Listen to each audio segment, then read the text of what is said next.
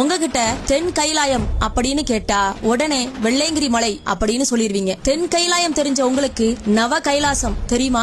அதுவும் அந்த 9 கைலாயங்களும் தாமிரபரணி ஆற்றின் கரையோரம் அமைந்துள்ளது அப்படின்னு தெரியுமா? வாங்க பார்க்கலாம். அகஸ்தியரின் சீடர்களில் ஒருவரான ரோமச முனிவர் சிவபெருமானை நேரில் தரிசித்து அதன் மூலம் முக்தி அடைய வேண்டும் என விரும்பினார். அகத்தியரின் அறிவுரையின் பெயரில் தாமிரபரணி ஆற்றில் 9 தாமரை மலர்களை விதைக்கவிட்டு அது ஒதுங்குகிற இடத்தில் நவ கிரகங்களின் வரிசையில் சிவலிங்கங்களை பிரதிஷ்டை செய்து சிவனை வழிபட்டு ரோமச முனிவர் முக்தி பெற்றதாக சொல்லப்படுகிறது. அவர் உருவாக்கிய இந்த 9 சிவாலயங்களே நவ கைலாயங்கள் என்று அழைக்கப்படுகிறது. அதில் முதல் கோவில் பாபநாசம் கைலாசநாதர் திருக்கோவில். நவகிரகங்களில் சூரியனை குறிக்கும் கோவில் இது. திருநெல்வேலியிலிருந்து 45 கிலோமீட்டர் தொலைவில் அமைந்துள்ளது. நவ கைலாசம் கோவில்களில் முதன்மையானது பாபநாசம். இந்த கோவில் புனிதமான பாபநாசம் நீர்வீழ்ச்சிகளுடன் தொடர்புடையது. அடுத்தது சேரன் மகாதேவி கைலாசநாதர் கோவில். நவகிரகங்களில் சந்திரனை குறிக்கும் கோவில் பாபநாசத்தில் இருந்து 15 கிலோமீட்டர் தொலைவில் அமைந்துள்ளது. தாமிரபரணி ஆற்றின் கரையில் அமைந்துள்ள வளமான கட்டிடக்கலை